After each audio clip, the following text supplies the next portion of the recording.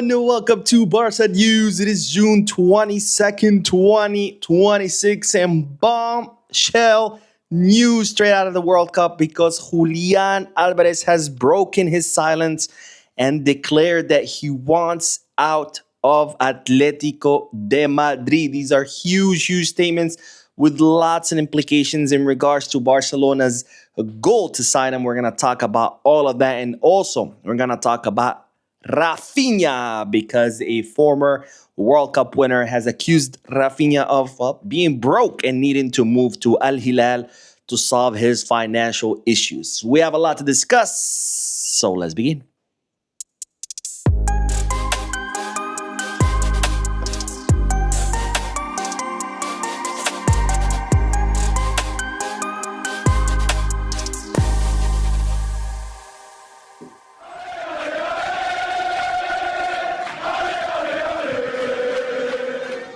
Hello everyone, welcome to the channel. My name is Boo, and today we have some breaking bombshell crazy news straight out of the World Cup with Julian Alvarez statements, who has sent all media into a frenzy. And I imagine, right now they're scrambling at the offices of Atlético Madrid after the statements he made after Argentina defeated Austria 2-0. But before we talk about those statements, I do have one thing to say only, or I should say one word, and that word is Messi. Messi. Messi. Because today, ladies and gentlemen, Lionel Messi scoring a double against Australia. It wasn't enough that he scored a hat-trick against Algeria in Argentina's opening match in the World Cup, but today, Messi following that up with 2 goals. That's 5 goals in 2 matches for the GOAT, the greatest footballer ever. And that brings his tally, of course, to a record-breaking 18 goals in the history of the World Cup. Of course, the record was held by the German Miroslav Klose, who had 16 goals in the World Cups. Lionel Messi equalized that record against Algeria when he scored a hat-trick. But today he broke that record twice, first scoring the first goal in the first half, making it 17 total. And then, of course, scoring Argentina's second goal during the second half, during the final moments of the second half, and bringing his tally to 18 goals. And as such, Messi is now the top scorer in the history of the World Cup at 39 years old. I'll say that again, 39 years old. Messi has come to this World Cup with a clear message. I'm not just here to play my last World Cup and hang out and chill and retire. No. I'm here to win it again. I'm here to make a statement. I'm here to show everyone that at 39, he still got it, ladies and gentlemen. What a match. By the way, a little bit of a disappointing match by Argentina. I was not very happy with how they played. But of course, I'm super ecstatic for Messi breaking records at 39 years old. Absolutely crazy. Right now, we have the France match on hold. The first half ended 1-0 with a goal by Kylian Mbappe. One hell of a goal, by the way, from outside the box. But due to some storms, the match is on hold. We don't know when the match is going to resume. But, of course, we don't care about that. What we do care about is what happened after Argentina's victory, because, ladies and gentlemen, Julian Alvarez has sent all media into a frenzy with the statements that he made as soon as that match ended. And this is what Barcelona's main target for the summer transfer market had to say in his post-match interview. And pay attention, because these statements have huge implications. Now, Julian Alvarez said the best thing for everyone is a transfer, and I want to fulfill my dream. I don't think it's the right time to talk about this, but I can't hide either. I have to be honest, and I spoke with the people at Atlético Madrid and the ones I needed to speak with. Ladies and gentlemen, Julian Alvarez, after weeks and weeks of being in the middle of the spotlight or on the spotlight, he has broken his silence, saying the best thing for everyone is a transfer, and I want to fulfill my dream. Now, of course, Julian Alvarez has not said what his dream is, but we all know that Julian's dream is to play at Barcelona. And here, well, sending a clear message to Atlético Madrid, their president, their CEO, their sporting director, their coach, everybody, that he wants out. And this is absolutely huge because it has lots of ramifications for his possible transfer to Barcelona. Now, let's rewind real quick because, as I told you in previous videos, Julian Alvarez several weeks ago sat down with Atlético Madrid's president, Enrique Cerezo, and he told them that he no longer trusted Atlético Madrid's project. Why would he? It's a joke. But anyways, that's neither here nor there. And that he wanted out and that he wanted to go to Barcelona. And what did the president of Atlético Madrid say to Julián? He said, don't worry, I got you.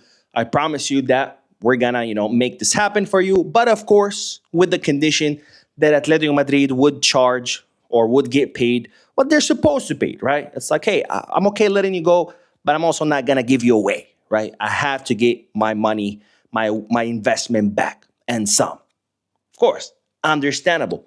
Julián walked away from that meeting happy, knowing that he had gotten a promise of Cerezo that they would facilitate his exit. Then he met with Barcelona, sat down, well, not directly, obviously, through his agent, for 4 hours with Deco. And during that meeting, all the terms were agreed to as far as how long Julián would join Barca, salary, bonuses, etc., etc., etc. Then Barcelona, knowing that Julián had told Atlético that he wants to leave, that he had agreed with Barcelona to arrive, Barcelona sent an offer to Atlético, 90 million euros fixed plus 10 million euros in variables. And what did Atlético Madrid do after promising Julián that they would facilitate his exit? They completely ignored that offer.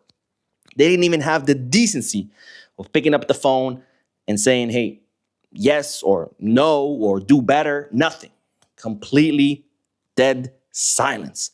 And then what else did Atlético Madrid do? Follow that up with some tweets, making fun of Barcelona's interest, and in the process, making themselves look like the circus that they truly are as a club. Then they arrived at an agreement with Arsenal, something that Julián did not want, and told them, I'm not going to Arsenal. Then they reached an agreement with PSG, same thing. Not something that Julián wanted to do, and therefore told him, I'm not going to PSG. And then, of course, they did that joke that nobody really bought, where Real Madrid made a 150 million euro offer to Atlético, which Atlético, rejected, and they both clubs released statements like, oh, I made a 150 million euro offer. Oh, hey, I rejected it. Like, that's something that clubs did. It was clear from day one that it was nothing more but a ploy by Real Madrid to fulfill Florentino Perez's promise during his campaign for re-election that he was going to sign a big star for 150 million euros. And then, of course, a ploy by Atlético Madrid to try to drive the price up. So Julián, of course, sitting there saying, dude, I spoke with you in private. I told you I wanted to go to Barca. You promised me that you would make that happen. And what do? You don't respond to Barca's offer. You release those ridiculous tweets. You reach an agreement with Arsenal, with PSG. You do that whole ploy with Madrid. So, of course, Julián has reached a point where he said enough is enough. And he has come out and said it out loud in front of the cameras on a microphone. I want out. I want out. And this is huge because there's no coming back from this, okay? There's no coming back from this because this is a clear declaration to his teammates, to his coach, Cholo Simeone, to those in charge of Atlético Madrid, like Cerezo and Matteo Alemany and the other idiot that I can't remember his name right now, and to the whole fan base of Atlético Madrid saying, I don't want to be here. So there's no coming back from this for Julián. He cannot go back to Atlético Madrid and put that shirt on. Even if they put him on the bench, he's not going to be able to do that because the fans are going to crucify him.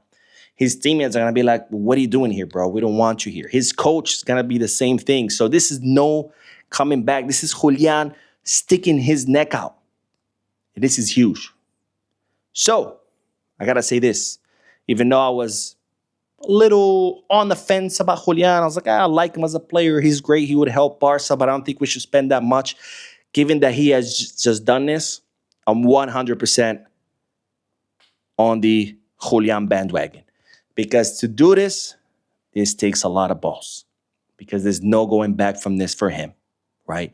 He's not going to be able to step a foot back in Atlético Madrid's locker room or training grounds or stadium after having said this in public. And this takes a lot of guts. This takes a lot of balls. From here on out, I'm 100% in Julian Alvarez's boat. Because this is what Lewandowski did. You guys remember that 4 years ago? Barca wanted Lewy. Bayern were like, nope. And what did Lewy do? He came out and said, I want to go to Barca. And well, it happened. Because now, Atlético Madrid have a big dilemma. They have a player that doesn't want to be there, a player that doesn't believe in their project, and a player that just said this out loud. This is huge. They no longer can ignore this problem. They no longer can make a fool out of themselves and post tweets saying that, oh, this is fake news and blah, blah, blah, because this is Julian saying it out loud. He told them in private. They played dumb. Now he has come out in public. And now they no longer can play dumb. Now they're going to be forced to sit down and negotiate because they only have two options. Either sell Julian or have a player that doesn't want to be there who has said out loud that he doesn't want to be there. So Atlético Madrid, the ball is in your court. Now, Atlético Madrid through Diario Sport have, of course, replied with the same stupid reply as always. He has a contract, he has a release clause. Unless you pay the release clause, he's our player. But let's be honest, that's just nothing more than posturing. They're just trying to, play the hardball game. But let's be honest. The one who is winning these negotiations now is Barcelona. Now, knowing this, Deco, for Christ's sake, if you're watching this, which obviously you're not, please don't blow it. Please. I know you suck. I know you're terrible in negotiations.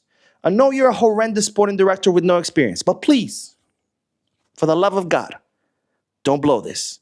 Okay? Because all the cards are in your favor. You have a winning hand.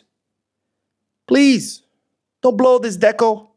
I know you're awful. I know you're terrible. I know you suck. But please, don't blow this, okay? Because Julian just handed you his transfer on a silver platter. It doesn't get any easier than this. A player that has told his club he wants to leave. A player that has reached an agreement with you to join your club. A player that just blew everything up by saying out loud that he wants to leave. It doesn't get any better than this. So please, Deco, fight your urge to be a horrible sporting director and don't blow this. Okay? I know it's hard. I know it's programmed into your DNA to be a terrible sporting director, but please make this happen. Don't blow this. Okay? It doesn't get any easier than this. This is like Lamine Yamal dribbling the whole team and passes you the ball and you're right in front of goal. No goalie, no center backs. All you have to do is push it. Push the ball. Deco, please. Push the ball. Okay? Score that goal. All right? Anyways. Let's move on to the next bit of news, and this one is quick because, ladies and gentlemen, Raphinha getting some interesting statements said about him by the former Brazil Cup winner, Vampeta. If you guys don't know who Vampeta is, he played in 1998 and 2002 Brazil squads. He won the Copa America with Brazil. He won the World Cup. And he went on a podcast where he claimed the following. He said Raphinha is facing serious family and financial problems. He's praying he can join Al Hilal. He's having a really tough time. So Vampeta made those statements on a podcast claiming that Raphinha is broke, that he has a lot of financial problems, and as such, he wants to join Al Hilal because with all the money they're offering him, he'll be able to solve those financial problems. Now, later in the podcast, Vampeta admitted that these were just rumors that he heard from someone who knew someone who knew someone. But of course, this was not received well by Raphinha, whose cousin Igor Padilla came out and said, that these were all lies, and there's even talks about filing a lawsuit against Vampeta for defamation. So don't worry, Raphinha is not looking to join Al Hilal because he's broke. I mean, if he does end up joining them, it's gonna be because there's a lot of money, but it's not because he is broke. Raphinha's family completely denying these allegations and saying that they're even considering a lawsuit. To Vampeta, bro, come on. You used to be you're a football star. You're in the media. Do I really need to explain this to you? Like, you heard a rumor from someone who knew someone who knew someone, and you thought the best idea was to go on a podcast and share that rumor? Are you that stupid, bro? Like, come on. Like, you're gonna make these kind of claims. Like, you better be sure, bro. Like, you better have some really good sources. You better have seen some financial statements. You better, I don't know, have talked to the actual creditors of Raphinha who have confirmed to you that he's broke and they're looking to take his assets. I don't know. But you don't just hear a rumor from someone who knows someone, and the first thing you do is go and say it on a podcast. Like, oof. Have we lost our damn mind? Has it become illegal to think or to use your brain? I don't know. I feel like it has been. But anyways, that is all the news. Let me know what you guys think. What a day. What a day. What a day. Who knew that this World Cup would bring us so much crazy Barca-related news? First, Messi, the GOAT, setting a record for the highest score in the history of the World Cup. But now Julian Alvarez with that bombshell. And then Vampeta telling us, say, just because I won the World Cup doesn't mean I have any kind of intelligence. But anyways, that is all, ladies and gentlemen. Don't forget to hit the like button, subscribe to the channel, drop a comment. And as always, real quick, before I finish this, I'm flying back home tomorrow evening. So Wednesday afternoon, I will be back, or Wednesday morning, actually, I'll be back home. So Wednesday, podcast day. I know I haven't done a podcast for the past 2 weeks since I've been away from home, but Wednesday podcast, be there or be square. Anyways, now I get to say, don't forget to hit the like button, subscribe to the channel, drop a comment, and as always, peace, guys.